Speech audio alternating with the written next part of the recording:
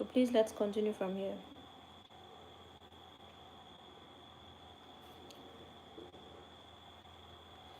So in verse 17 of Genesis chapter 18, the Lord said, shall I hide from Abraham, okay, that thing which I do?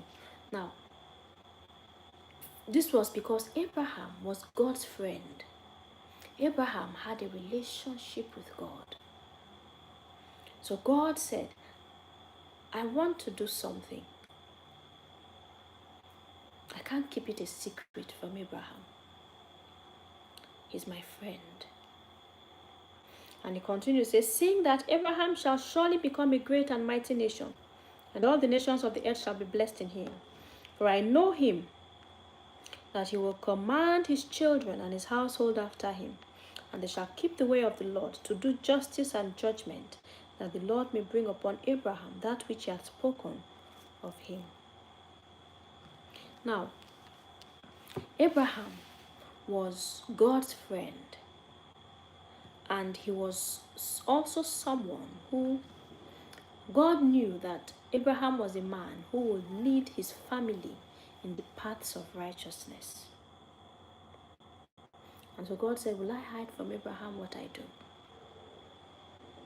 You know, when you're somebody that God can trust to carry on the torch of righteousness, God will not keep secrets from you. And an example of this was the case of Noah. Remember Noah? We're told that Noah was a perfect man in his generations. Okay, and Noah was a man who was so who could keep his family in the right path. And so even when the rest of the world was evil, sinful, his family was righteous. And so they all could be saved from the flood. And because of how righteous Noah was, and the fact that he was a man who could guide his family, guide his generations aright, the Lord also did not hide from Noah that which he planned to do on earth. So Abraham was another such man. The Lord said, will I hide from Abraham what I plan to do? I can't. He's my friend. He's a righteous man. He's a man that I know will lead his family aright in the paths of righteousness. And so the Lord began to tell him. He said, because the cry of Sodom and Gomorrah is great, and because their sin is very grievous, I will go down now and see whether they have done altogether according to the cry of it, which is common to me. And if not, I will know. That was the Lord's plan. Go to Sodom and Gomorrah, and if they are as wicked, okay, of course, the Lord knew that Sodom and Gomorrah were wicked. In fact, the aim was to go there and destroy them. But he told Abraham, I'm going there to see if they're as wicked as I've heard, as they cry. Okay. And if they are, I will know. If they are not, I will know also. Now, Abraham, remember Abraham's nephew Lot lived in Sodom. Okay? So Abraham began to negotiate. Okay? Abraham began to negotiate. And he asked the Lord, say, will you destroy the righteous with the wicked? It's not like you to destroy, it is not in your nature to destroy the righteous along with the wicked. If there are 50, if you go there and you find 50 righteous people, will you destroy the city? And God said, if I find 50 righteous people, I will not destroy the city.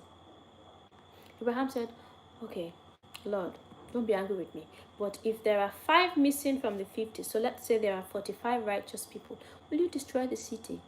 The Lord said, no. If I find 45, I will not destroy. And Abraham continued and went down to 30, went down to 20, till he got down to 10. And the Lord kept on saying, I will not destroy the city if I can find 50, 45, 30, 20, even 10 righteous people in Sodom.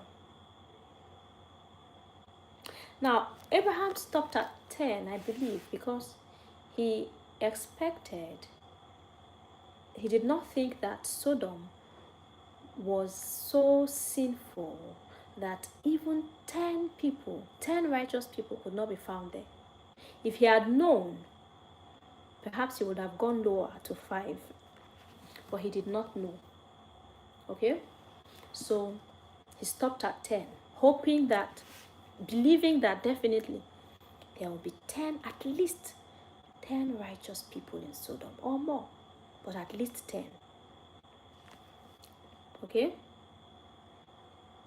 And so Abraham, we can see Abraham, there are people who can negotiate with God. It might sound strange to us because we do not have a relationship with God. People who have a relationship with God can negotiate with God. We see Abraham here negotiating with God because of his cousin Lot, on behalf of his cousin Lot, his nephew rather, Lot. Okay, kept on saying, Lord, what if you find 50 there? Okay, what if they are 30? What if they are 20? What if they are 10? Because he was hoping that at least if you add Lot and his family, and then let's say his sons-in-law,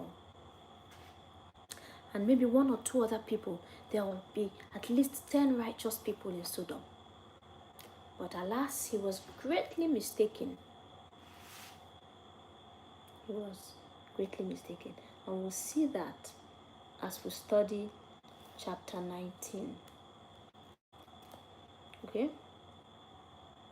We'll see that as we study chapter 19 tomorrow.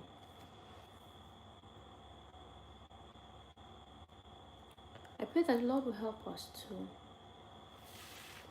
come into a relationship with Him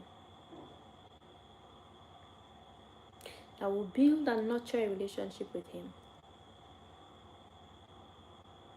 Okay, a relationship where we become God's friend and we can negotiate with God, negotiate matters of destiny.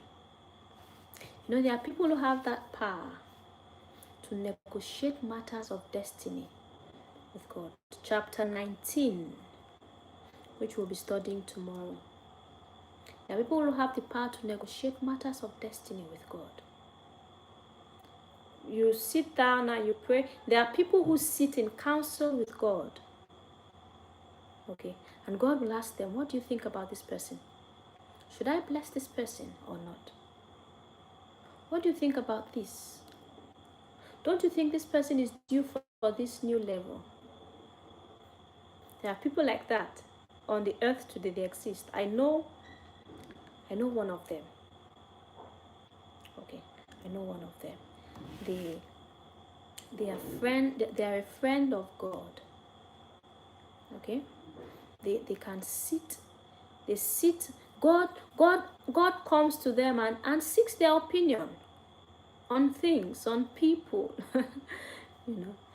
I pray that the Lord will help us to get to a point in our relationship, to build and nurture a relationship with Him. Okay, that will become His friend. I pray that He will help us to be spiritually sensitive enough to recognize spirit beings, supernatural beings. Okay. That if we see an angel, we'll recognize that this is an angel. We're studying chapter 18 of Genesis. Chapter 19 will be studied tomorrow. Okay. pray that the Lord will open our spiritual eyes, that we'll be able to recognize spirit beings. May He help us to live a life of charity, so that on the day of our angelic visitation, we will not miss out. May the Lord help us. In Jesus Christ's name.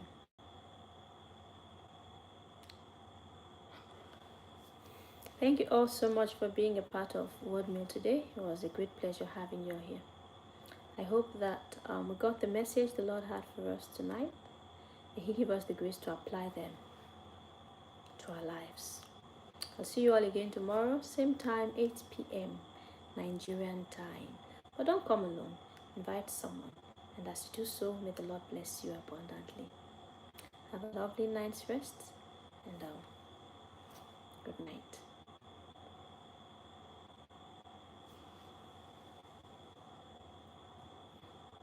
Yes, Genesis 19 is about Lot, and we'll study that tomorrow.